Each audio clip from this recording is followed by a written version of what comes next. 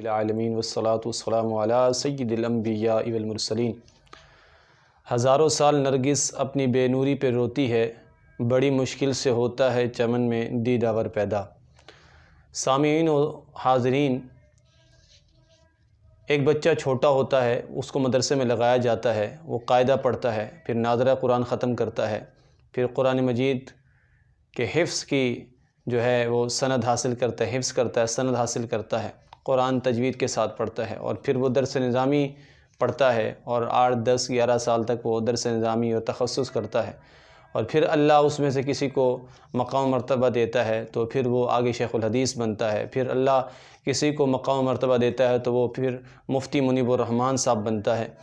تو یہ مفتی منیب الرحمن دامت برکاتہم العالیہ، اللہ نے آپ کو بڑا مقام مرتبہ دیا ہے، اللہ نے آپ کو بڑی صلاحیت عطا فرمائی ہے، بڑی ذہانت و فطانت عطا فرمائی ہے، اس میں کوئی شک نہیں کہ مسلک اہل سنت حنفی بریلوی کے آپ مفتی اعظم ہیں۔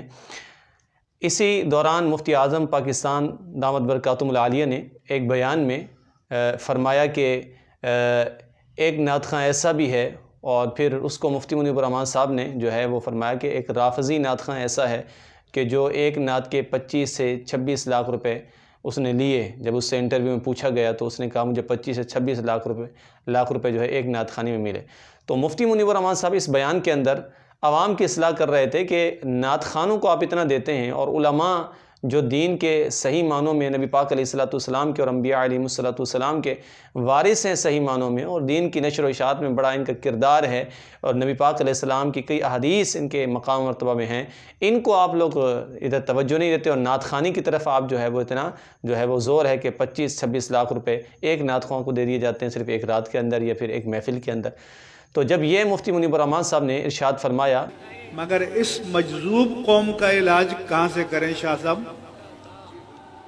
کہ ایک رافضی نعت خواں ٹی وی پر انٹرویو میں کہہ رہا ہے، اسے پوچھا گیا کہ ایک مجلس میں آپ کو سب سے زیادہ نذرانہ کتنا ملا؟ اس نے کہا 25 لاکھ۔ رافضی نعت خواں 25 لاکھ، تو 25 لاکھ میں تو ایک بہترین تعلیمی ادارے کا سال کا بجٹ آپ چلا سکتے ہو۔ تو پھر اس میں وہ نعت خواں شہباز قمر فریدی جو اپنے آپ کو بڑا نعت خواں سمجھتا ہے، اور اس کا حلیہ دیکھیں تو کلین شیو ہے، نہ داڑھی نہ مونچھیں۔ تو اب اس نے مفتی منیب الرحمن صاحب پر ٹونٹ کرتے ہوئے یہ کہا کہ ہم نے تم سے پیسے مانگے، ہمیں تو اللہ تعالیٰ علی کا لنگر کھلا رہا ہے۔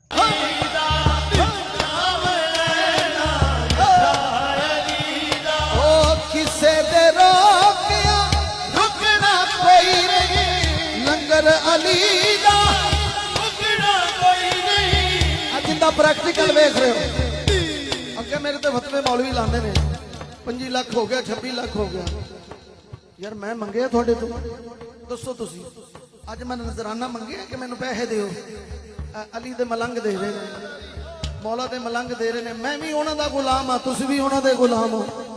تسی بھی انہاں دا کھاندے ہو تو میں بھی انہاں دا کھاندے۔ اے سڑدے نے پتہ نہیں کیوں، میری دی سمجھ تو باہر ہے،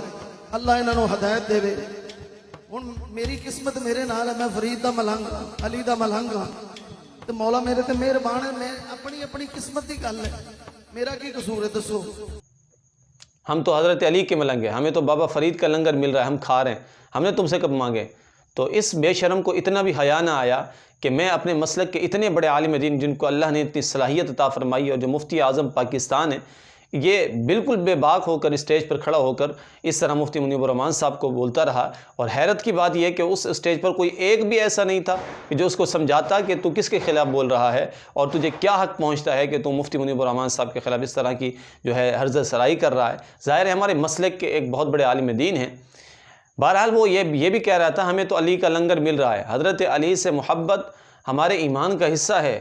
سرکار علیہ الصلوۃ والسلام کی حدیث ہے، اور یہ پھر حضرت علی کا نام اسٹیجوں پر اس لیے لاتے ہیں کیونکہ اس کے بارے میں حدیثیں انہوں نے علماء سے ہی سن رکھی ہیں کہ علی سے محبت صرف مومن کرے گا اور علی سے بغض صرف منافق رکھے گا۔ اب وہ اسی لیے لیتے ہیں کہ علماء بھی بیٹھے ہوتے ہیں، ظاہر ہے انہیں سے حدیثیں انہوں نے سنی ہوئی ہوتی ہیں، اور عوام ظاہر ہے الحمدللہ ہم حضرت علی رضی اللہ تعالیٰ عنہ سے بے انتہا محبت کرتے ہیں، تو اس وجہ سے وہ سمجھتے ہیں شاید حضرت علی کا نام لے رہے ہیں تو کوئی اچھی بات ہی کر رہے ہوں گے۔ ان کو کیا پتہ کہ پس منظر پیچھے کیا ہے، اور اپنی بات اپنا مقصد پورا کرنے کے لیے ہم تو جی بابا فرید کے ملنگ ہیں۔ بابا فرید کا ملنگ تو نہیں ہے، بابا فرید کا ملنگ جو ہے وہ علماء کرام ہیں۔ بابا فرید کی تعلیمات یہی ہیں کہ داڑھی منڈواؤ، اور جو ہے وہ جس طرح کے تم نے محافل انعقاد کی ہیں اور اس کے اندر تم نے جس طرح کا گند کیا ہے وہ ذرا دیکھیں آپ، کہ اس نے ایک تو ایسا اس کی ویڈیو وائرل ہوئی کہ جس میں ایک گانا گا رہا ہے، آپ وہ ذرا ویڈیو سماعت فرمائیے۔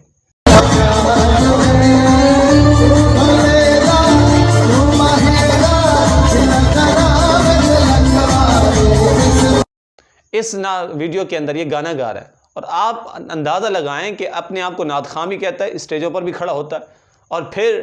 اس کا جرم آپ دیکھیں کہ یہ مفتی منیب الرحمان صاحب کے خلاف بولتا ہے، وہ عالم دین جس کو اللہ نے بڑی صلاحیت عطا فرمائی ہے، جو انبیاء علیہ السلام کے وارث ہیں، اور صرف ایک عالم دین نہیں بلکہ مفتی اعظم پاکستان کے خلاف اس طرح کی گفتگو یہ بہت نازیبہ ہے، یہ بڑی بے باکی ہے اس کی، اور یہ جو ہے اس کی یہ نڈرانہ انداز ہے جو بالکل درست و صحیح نہیں ہے۔ یہی نہیں کہ صرف اس کا کردار یہی ہے، بلکہ ماضی کے اندر اس کی ایسی تصاویر بھی سامنے آئی ہیں جو عورتوں کے ساتھ کس تصاویر ہیں وہ بھی آپ ملاحظہ کر سکتے ہیں۔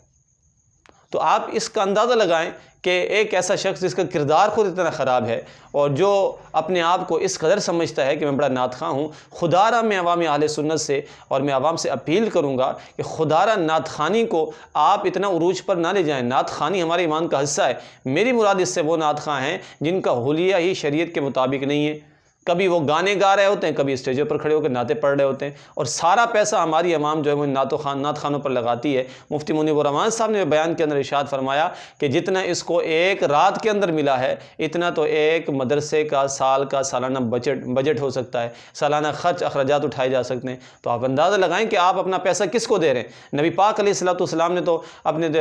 علم دین حاصل کرنے والے طلباء کے لیے احادیث میں ارشاد فرمایا ہے کہ جو ان کی جو ہے وہ تھوڑی سی بھی مدد کرے گا تو ان کو اتنا انعام دیا جائے گا، اور ہماری عوام جو ہے وہ نعت خوانوں کے پیچھے پتہ نہیں کیوں پڑی، ایسا ماحول بنا دیا گیا ہے۔ خدا را میں گزارش کروں گا ان نعت خوانوں کو سنیں، لیکن پوری محفل کے اندر جو ہے وہ کم سے کم 1 سے 2 نعت خواں ہونا چاہیے، اور 1 2 یا 3 نعتیں ان کو پڑھ کے ان کو پہلے ہی بتا دیا جائے کہ آپ نے 2 پڑھنی ہے، آپ نے 3 پڑھنی ہے۔ اس کے بعد ہم نے جو اصل جو مقصد رکھا ہے وہ بیانات ہیں ہمارے لیے علماء ہیں۔ علماء کو زیادہ بلائیں، ان علماء کو بلائیں جو آپ کو تبلیغ کرتے ہیں، جو آپ کو دین کا صحیح مطلب بتاتے ہیں۔ کہ آپ میں سے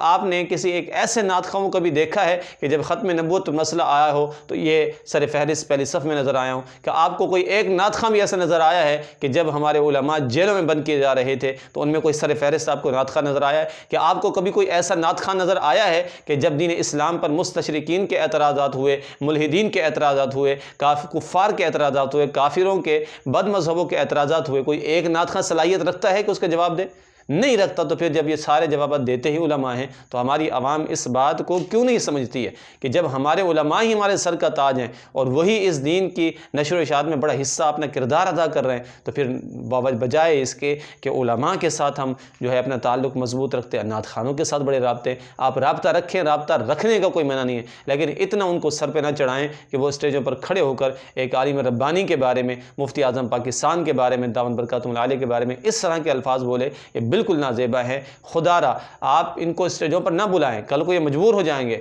کیونکہ ان کا ذریعہ معاش